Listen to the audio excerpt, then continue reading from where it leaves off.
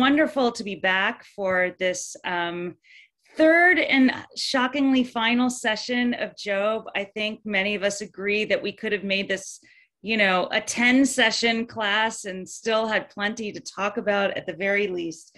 But we're going to begin just with the blessing for studying Torah. Baruch atah Adonai Eloheinu melech haolam, asher kitshanu b'mitzvotav v'tzivanu la'asok b'divrei Torah. We're going to soak in the last 5 chapters of Job today. And if anyone would like to dedicate our learning to someone who is top of mind or heart for you, please do feel free to put their names in the chat. Someone who maybe it's their yard site or someone who could use healing. Maybe that someone is you. We'll just also have all of those names to direct the merit for our learning today. Okay, feel free to write questions and comments in the chat as well as we go. And I will be stopping, I hope, a little bit more than last time. This session, I hope we'll have some time at the end for some closing questions and thoughts. Last week, we saw Job's friends. They were the focus of our attention. We saw his friends devolve from being supportive helpers who loved Job to ultimately people who were denouncing him and accusing him of all manner of evils.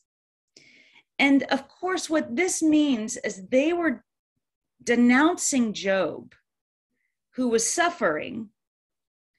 What they thought they were doing most probably in their minds, right? And what we saw in the text is that they are defending God, right? They are defending that God's world makes sense, that Job's suffering makes sense. So in a sense, we could imagine that God would be grateful to these friends for taking up God's side and saying, Job, just because you don't understand doesn't mean it's God's problem. It's your problem, right? You must have done something. So Job, on the other hand, continues to challenge God. Job does not curse God as he's recommended to by his wife, but he does challenge God. And most specifically, he challenges God to come and to show God's presence. And now in chapter 38, God does. And what several of the commentaries that I saw had to say literarily about what happens now in chapter 38 is that the poetry of chapters 3 through 37, the poetry part, not the 2 frame story prose chapters that we started with, the poetry has just heightened. When Job is challenging God, the poetry gets more ornate, more deep, more profound. But the artist, the poet, who now is going to represent the voice of God, of the divine, takes it up another level. And we're just in the presence of mastery of the form. And so at the beginning of chapter 38, I'm going to start with the first 7 verses, and then we're going to go down to the end of that chapter. These are some of the most famous words really in Western poetry. V'ya'an Hashem et Iyov min hase'ara vayomer. And God answers Job min hase'ara, from the storm. This is variously translated as a whirlwind. Here in our translation, we have tempest, right? But it's from a storm. And is this a physical storm? is this just the culmination of all of the stormy feelings and conversation? It just heightens from us. This is not a calm discussion. There is something raging during this poem. And God says, Mi ze machshik etza b'milin bli da'at. Who is this? Mi ze, which has the effect of saying, who are you? Who are you? Right? Mi ze. Okay, I came here. But why? Who are you? Who darkens counsel, speaking without knowledge? Gird your loins like a man. I will ask, and you inform me. You think you can summon me? No, no, no. I'm in charge here. Where were you, Ephel Hayita, when I laid the earth's foundations? Speak if you have understanding.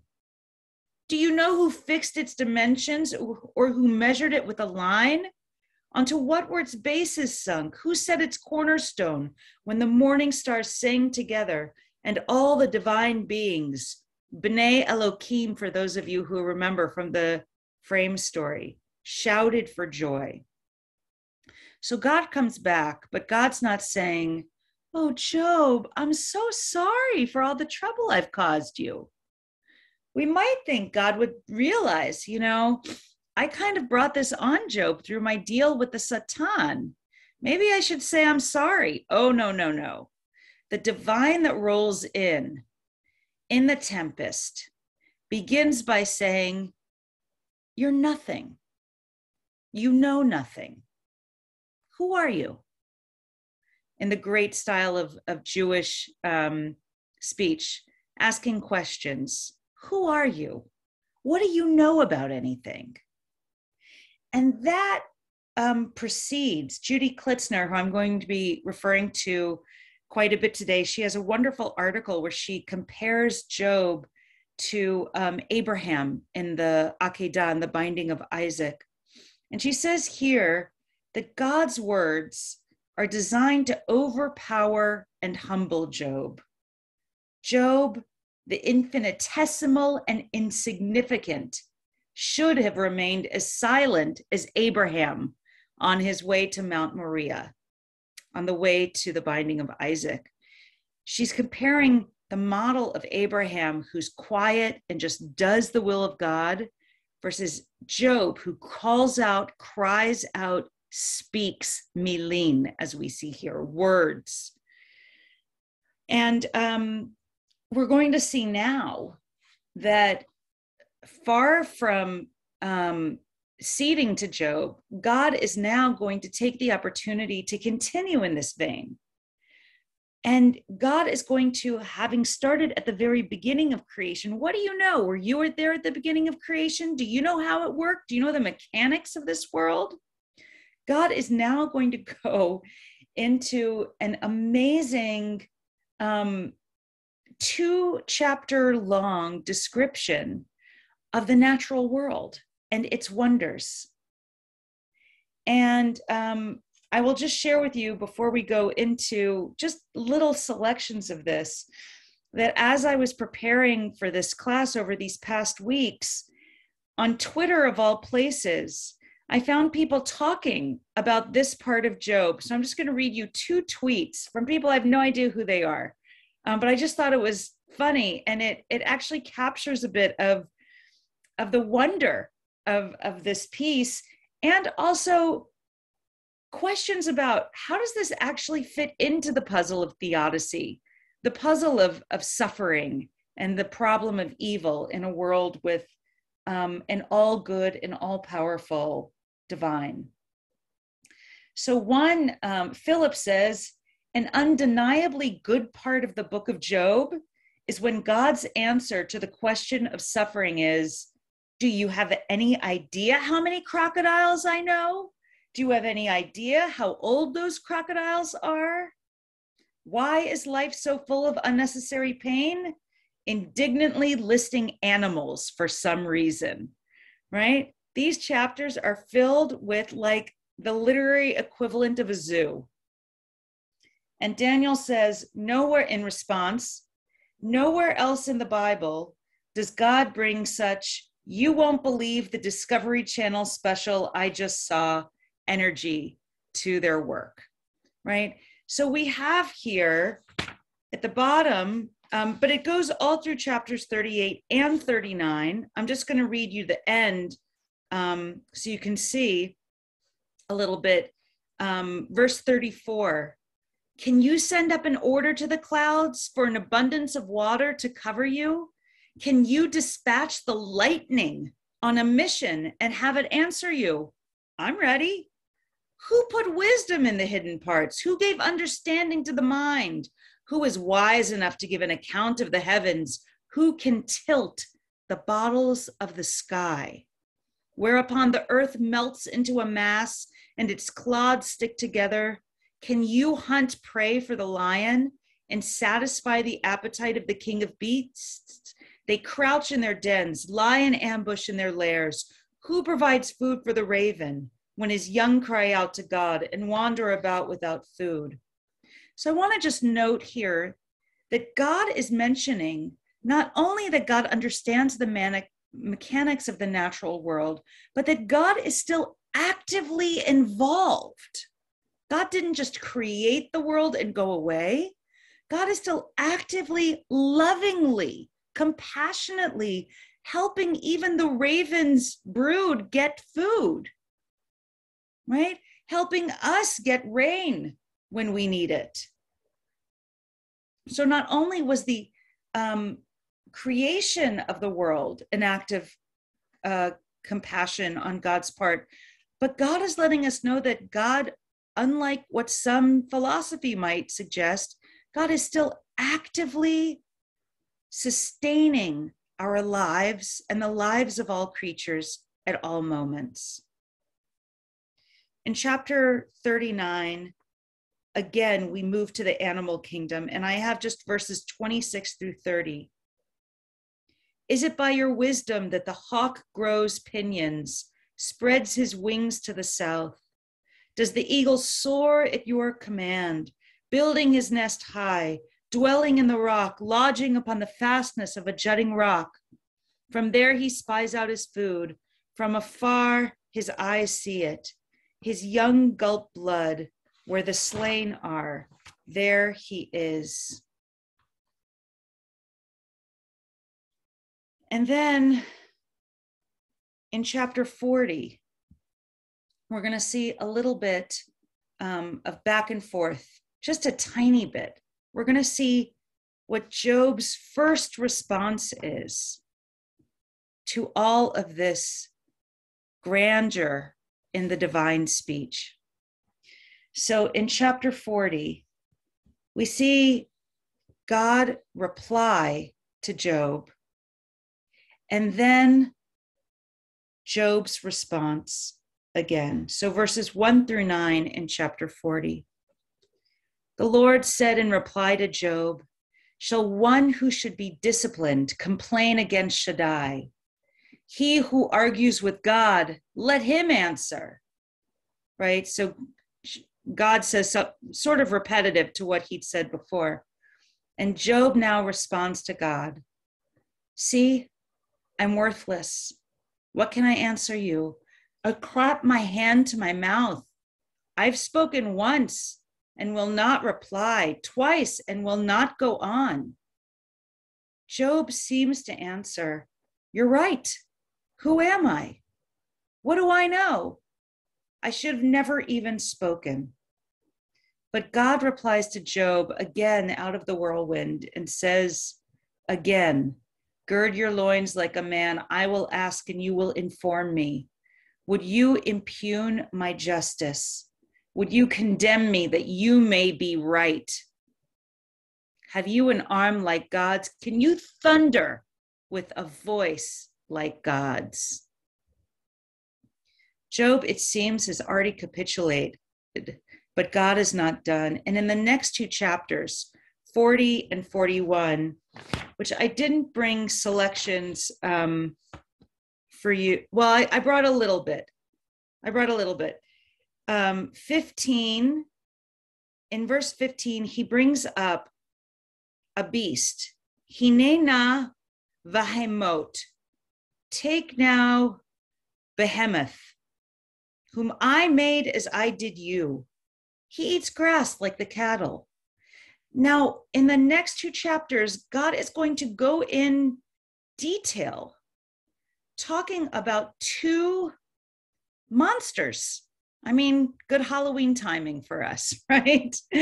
But God is basically talking about two huge monsters, Behemoth and then Leviathan. And he's going to go into great detail talking about them. And some commentators think, he was talking about all the animals. He gets to the most powerful of the animals. God stops. And then God goes on to like the even more powerful beasts. And it's just a continuation. But I'd like to suggest something slightly different. Just looking at a few verses now 29 through 32. Will you play with him like a bird and leash him for your young women? Shall hucksters haggle over him? Will he be divided up among traders? Can you fill his skin with darts or his head with fish spears? Lay a hand on him, and you will never think of battle again. You are outmatched not only by me, but by my monsters, right? But I want to suggest briefly that I think there's something else going on in these two chapters. Why do they get so much ink? And I think God is also letting Job know that beyond what Job sees in the world, there is actually a threat of violence and chaos beyond what he is aware of. Has Job ever seen Behemoth or Leviathan? No.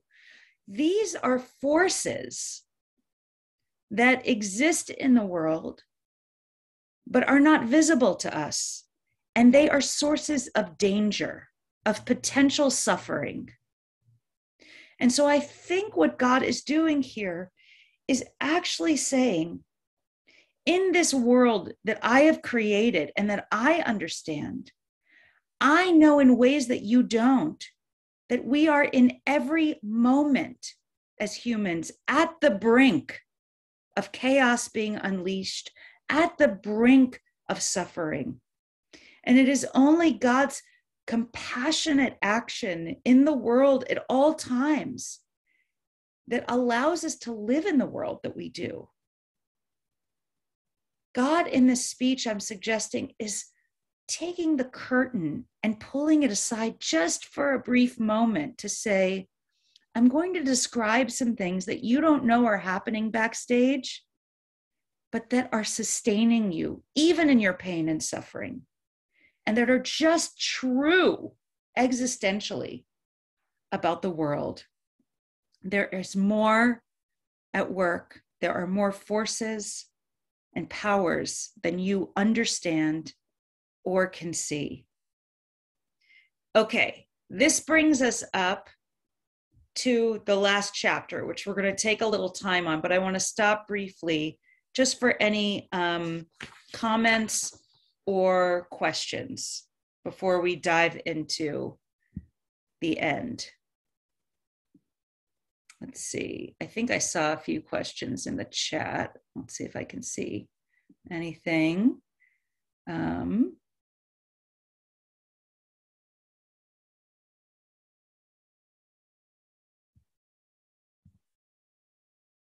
Oh, Behemoth is a hippopotamus. Wonderful. So there is in the commentaries, in the track of those who say that these chapters of Behemoth and Leviathan are just a continuation, some people have tried to isolate what the actual animals are. And one claim is that Behemoth is kind of like a souped up hippopotamus. Yeah, I love that. Okay, it looks like we have a couple of hands. We'll go ahead and take a couple. Yeah, Elon. Hi, how are you? First of all, thank you for the lectures. I think the last one regarding looking at Job as actually how to treat mourners is actually really interesting. But taking the whole thing as a theodicy, I find it incredibly troubling to our modern sense of what a just God would be. My mom, a Rambam type one. This seems like a much older tribal one that the Greeks and maybe the Near Eastern ones had, that basically a God is powerful and they don't have to be moral. The languages of D, it's master servant type language. The descriptions of nature are terrifying. They're not really, I don't find them comforting at all. Yeah. You could further ask why just God would make it so terrifying. So I just wanted your reaction. And we know from, it was, to me, the crucial line is in chapter 2, line 3, where he says that I made Job suffer for nothing. Chinam. Yes. Yes. Chinam. So we know, maybe Job doesn't know, but it's not like Job doesn't know the underlying structure, so there's a justice there. We know that there's no justice there. Anyway. Beautiful. I find this really even more troubling than Kohelet. Kohelet, we know that that later redactors, kind of touched it up to make it palatable to more orthodox sentiments. But this one, I don't see how you can make consistent at all with orthodoxy. Wonderful. And I'm not going to, it is not my goal to take what I think is an incredibly troubling book and make it less troubling, right? What I'm interested in doing is just seeing what the mechanics of the story are and how commentators interpret it in different ways. So you're exactly right, Elon, that up to now, what we've seen from God is there's no justification. There's no relating in any way to what actually happened between God and the Satan in deciding to pull this cruel, right, test on Job, right?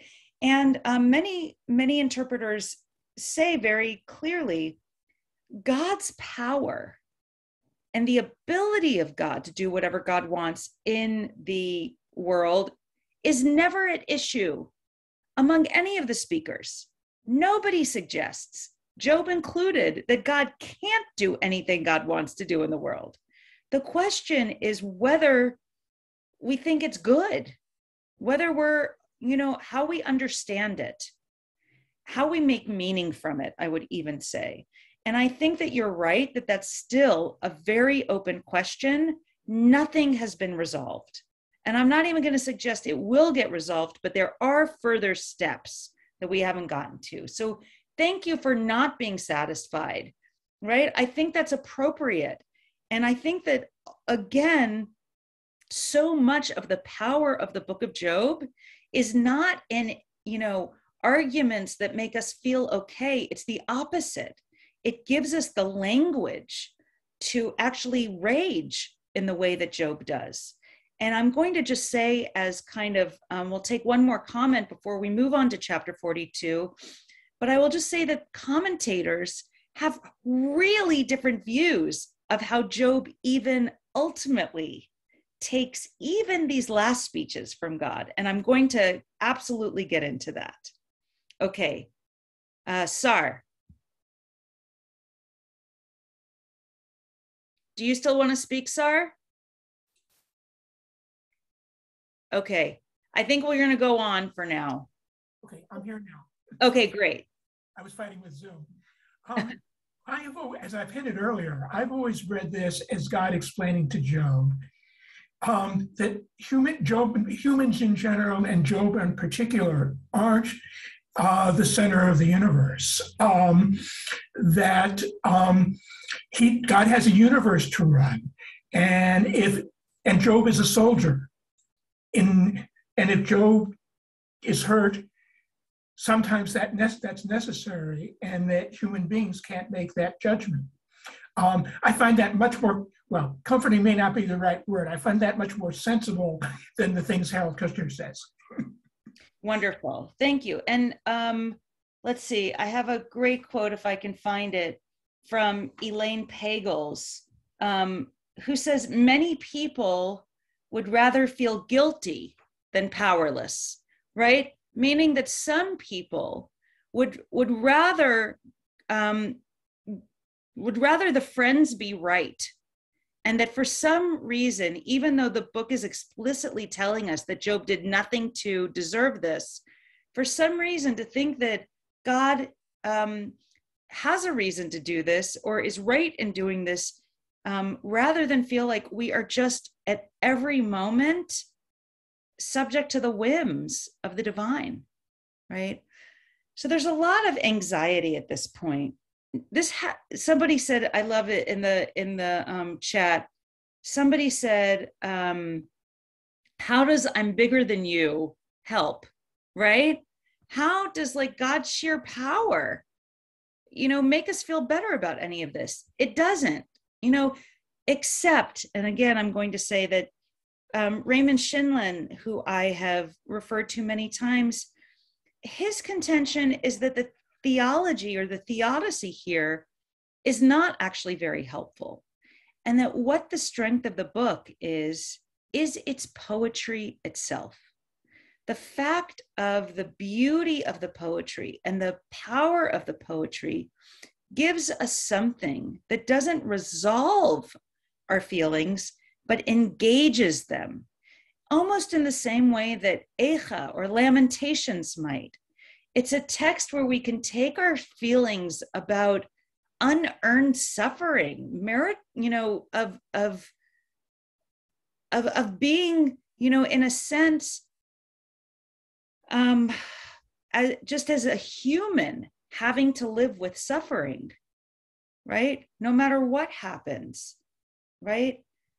No matter what, just the poetry alone gives us some solace, not to reconcile a thing, but to exactly do the opposite, to point it out and to have it articulated beautifully and clearly. Okay, I'm going to go on a little bit because I definitely want to get into chapter 42, but it's our last chapter. We're going to have a lot of time, hopefully, for some conversation. I want to make sure I just get a little bit more of this on the table.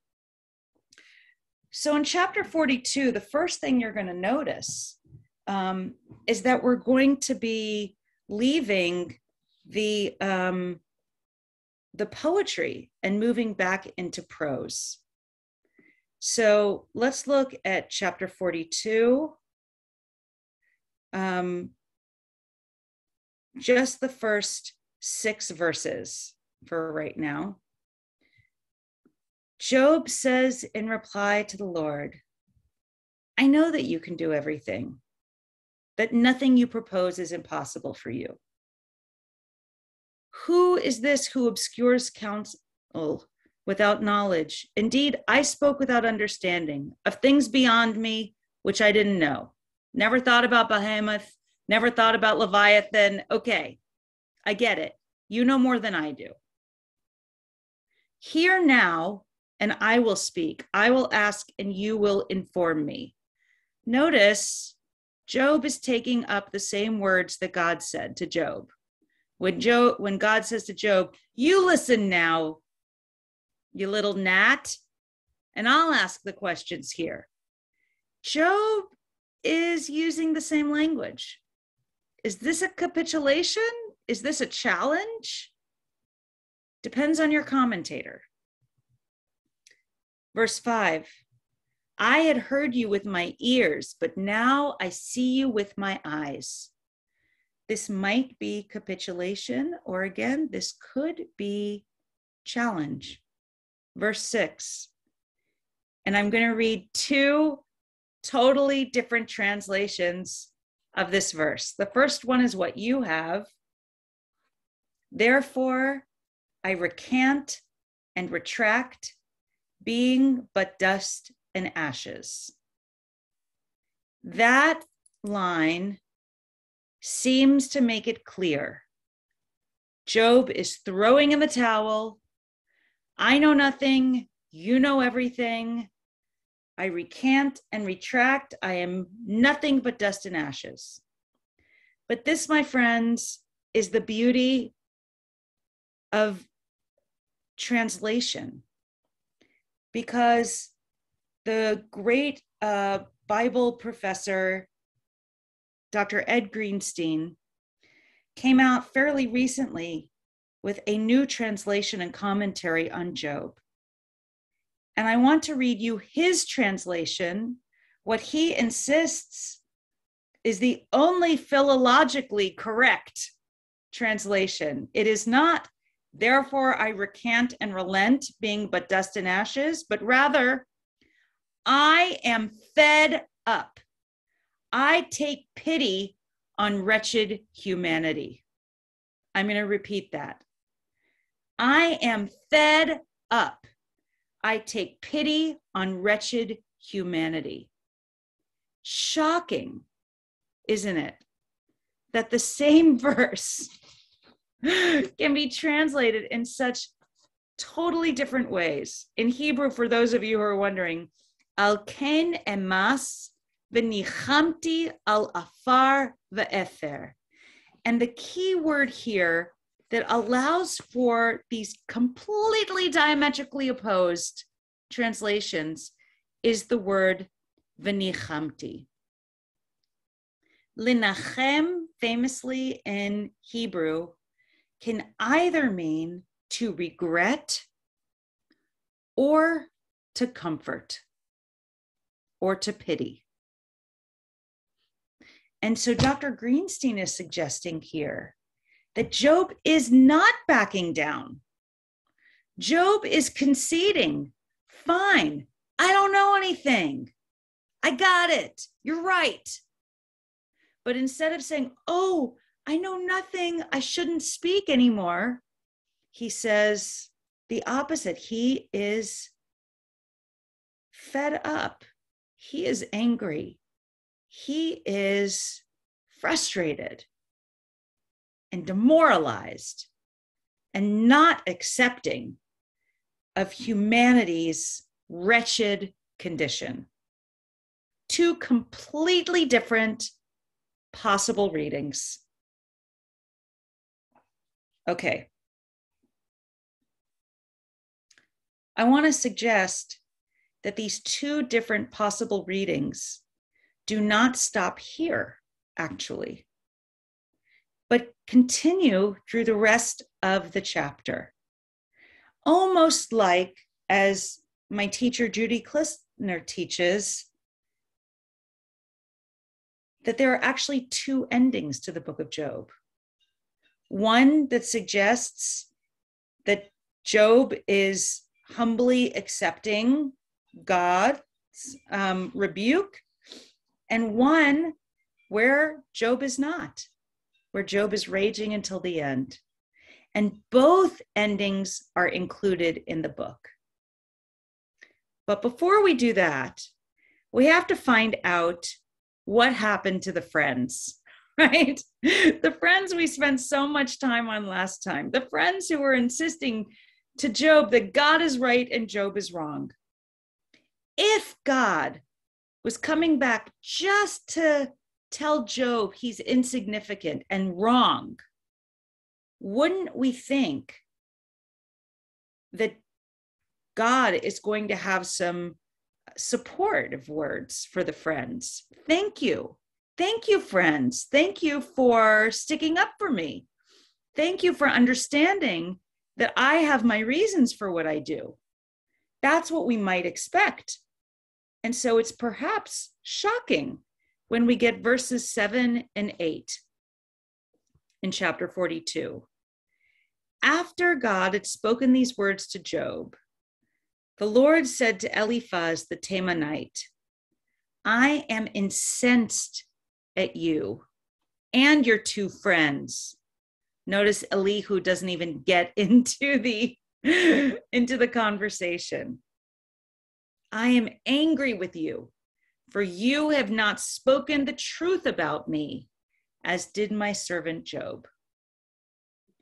God is saying very clearly that the friends were doing God no favors and were misrepresenting God.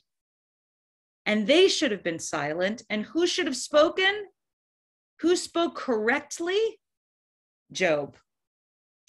Professor Greenstein says, in the end, in spite of Job's brutal challenges to divine justice, the poet stuns the reader by having the deity side with Job.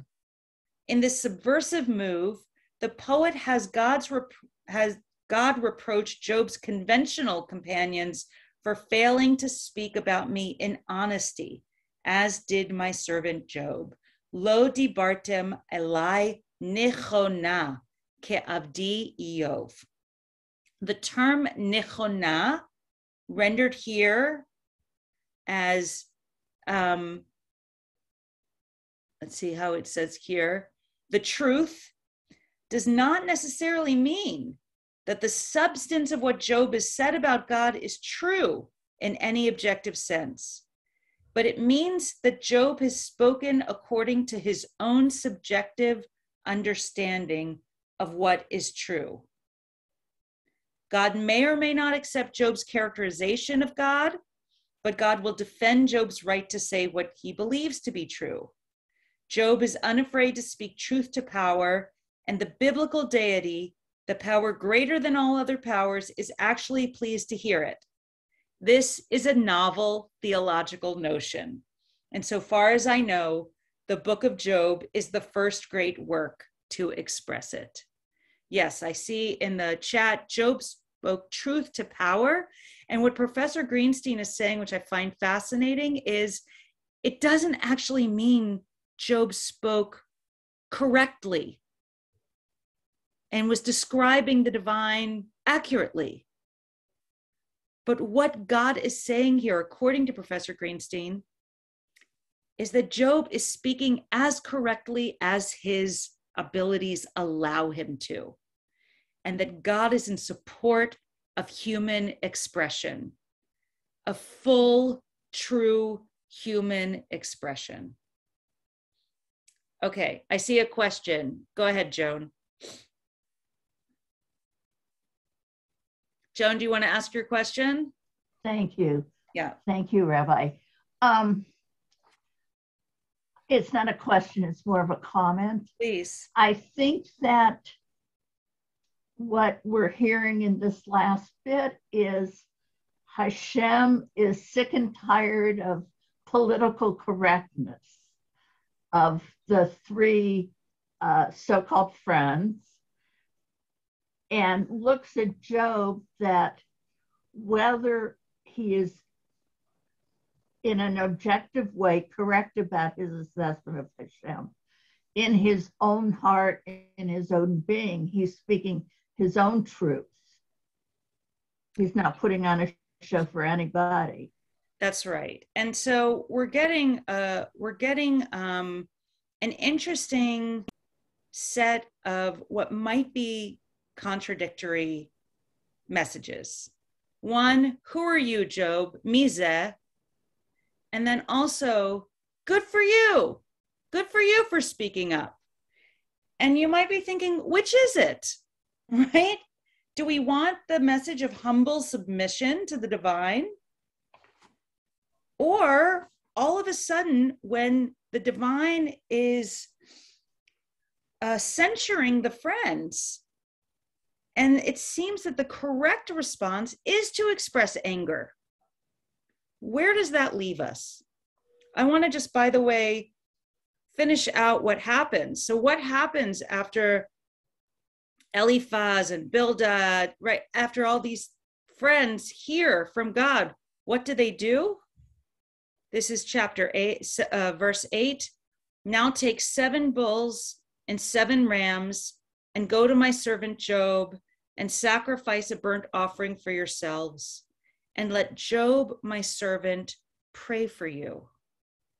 For to him I will show favor and not treat you vilely, since you have not spoken the truth about me, as did my servant Job. Job remains a servant to God, but remains the one who spoke truth. And again, if last week we saw that the bulk of this book is about the friends trying to rationalize God's actions, if there is any message I'm suggesting here, it is that we are not to rationalize God's actions to one another, that is the opposite of comfort. And here, God comes in this speech to just quickly resolve that and say, in no uncertain terms, everything that they said, not true. Even though if you go back and you sort of compare what they said to what God says, sometimes what they said is, you don't know enough, Job. You don't know the world like I know the world. It sounds kind of similar. But what God is saying is, no, the speaker matters. I can say that to Job, but you can't say that to Job. You can't, I'd say it's less political correctness than conventionality. You want to stay comfortable with the ideas that allow you to live in a comfortable way. But how dare you take your sense of comfort and offer it to someone who's actively suffering? How dare you? Go. You have to go ask forgiveness. And it gives us what the tshuva is, right? They have to take 7 bulls and 7 rams and offer them to God. And then ask Job to pray for them. Right? These people who stopped listening to Job's words, who said that Job's speech was meaningless and they weren't going to listen anymore, in the end, again, a vote for true expression, true spiritual expression, true prayer. Go to Job. He knows what prayer is. I'll listen to his prayer, but not yours. If God didn't want to relate to the friends at all, we wouldn't have remembered, right? So much is going on. And we're so curious about, what's happening between Job and God. But it is important to God to signal that what the friends did is not okay. And again, that was the bulk of the book. Again, I'm going to suggest whatever we decide is true about God's role in the story or Job's role in the story. The main message of our poet is, don't speak conventional truisms in the face of someone actively suffering. That is what the poet wants us to know. But we've still got the frame stories to finish. Okay. So I see we have a couple of questions. I think what I'm going to do is just finish us off, and then we'll have some time for some conversation. So after this, after we continue with the friends exit now. And the rest of the story is actually kind of shocking. We find out the friends did what God said they should do, and God showed favor to Job. God restored Job's fortunes when he prayed on behalf of his friends, and God gave Job twice of what he had before. All his brothers and sisters and all of his former friends came to him and had a meal with him in his house. They consoled and comforted him for all the misfortune that God had brought upon him. Each gave him 1 ksita of a measure, and each one a gold ring. Thus God blessed the latter years of Job's life more than the former.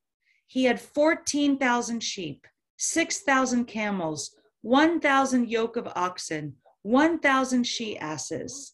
He also had 7 sons and 3 daughters. The first he named Yemima, the second Kitsia, and the third Karen Hapuch, which literally means the upside down, the turning over of the foundation. Nowhere in the land were women as beautiful as Job's daughters to be found. Their father gave them estates together with their brothers. And afterward, Job lived 140 years to see 4 generations of sons and grandsons. Vayamat Iyov, Zakein Usva Yamim. So Job died old and contented. Is this a happy ending? Do we feel like, okay, all's well that ends well? I'm going to suggest to you that we don't, and that the author of this story knows it, and that we've moved out of the poetry into the prose. We've moved out of the sense of expression and emotion and into kind of like, okay, what's the narrative? And they lived happily ever after. But this is what I want to suggest. And for those of you who are familiar with, let's say, Rabbi Nachman's tales, the setup and the resolution mean almost nothing. They're just an excuse to talk about the journey. And I think that's true of Job. I think that the author doesn't really care about the resolution and just either supplies it, or it was a later addition, right? Or it was the frame story that already existed. This is not what is central to the author. When the poet wants to think about something beautifully, we have spectacular poetry. So if we take the ending as the most important part of the story, I think we err. I think if anything, the author is giving us a dual ending of Job, that there is no one answer to theodicy. That at the same time, we are powerless against it, and that is just true, and we don't have understanding of it.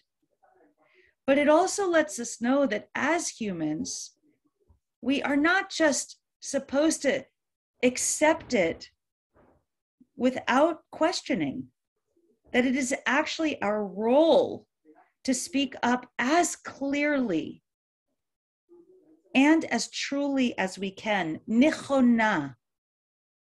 Job is rewarded for his speech. Okay, I have a little more to say, but I want to get some other voices in. I see we have a couple of hands. Looks like Lois is first. Oh, Lois, you're still on mute. It was interesting hearing about Job and being angry and lashing out with God. I lost my son, David, a few years ago, and I'm part of this group. And a lot of people in the group, it's a Facebook group, are very, very angry with God for taking their child. And it just goes on. And I usually come back and say to them, it's normal to be angry with God. You're feeling like he took your child. And in time, you'll come back and you'll think about, no, God didn't take your child. And you will come back and think that God supported you. Even though you were angry with God, God was there beside you to support you during this loss. Thank you, Lois. And I'm sorry for your loss. In some ways, I saw in the chat too, some of the things people say, like, oh, God needed another angel, or this is why it happened. And we know what cold comfort that is.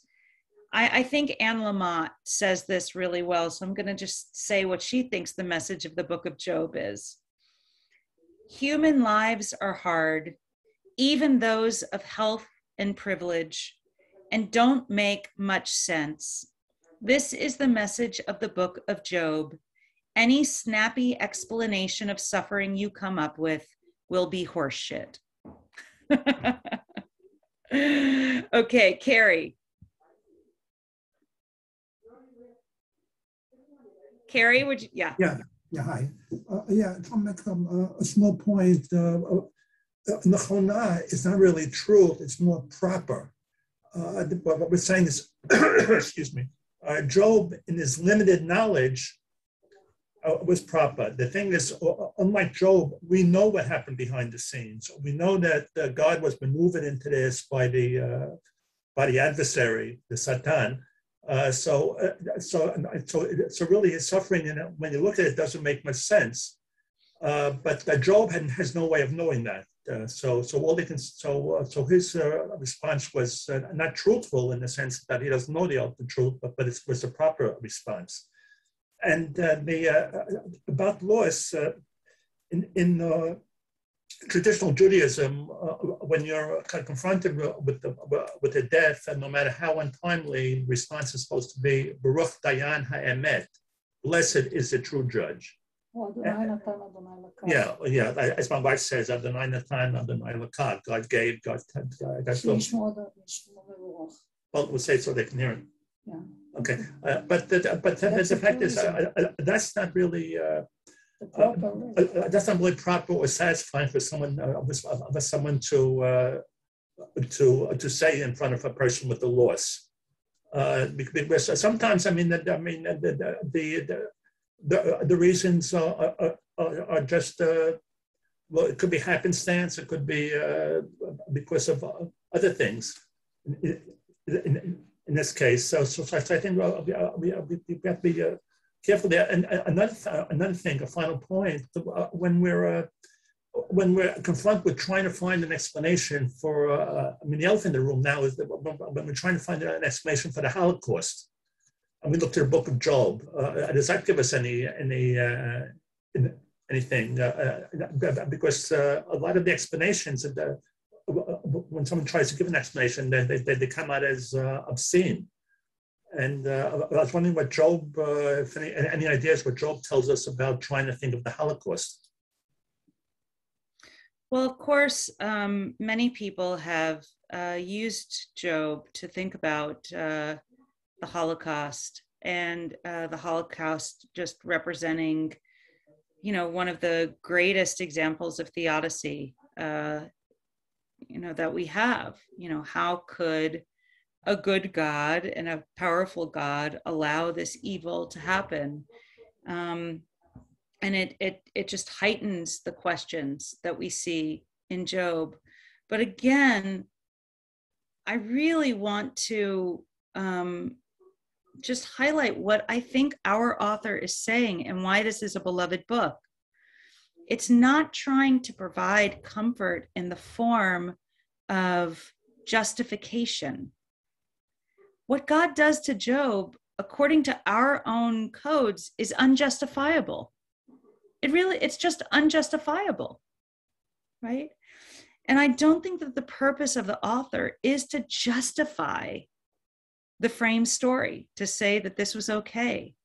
I think instead, the author wanted to model for us how a religious person, how a person who still holds on to the idea of God can still hold on to the idea of Job, right?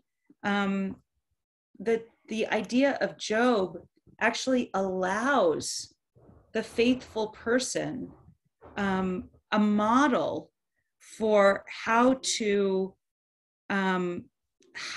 confront God, that it's okay to confront God, that it's actually, as you say, nechona, proper and true as part of our relationship to confront God with all that we have. We don't just have to say, thank you for my suffering. That's not what we do. Even as we can say the words that also come from this book, Hashem natan v'Hashem lakach, God has given and God has taken away. I think what this book is trying to say is we can bring all of ourselves to our conversations with God, even our anger, even our dismissal of God, that God is big enough to hold all of it, and that we shouldn't be afraid of holding back. We should actually be encouraged to speak what is true to the divine.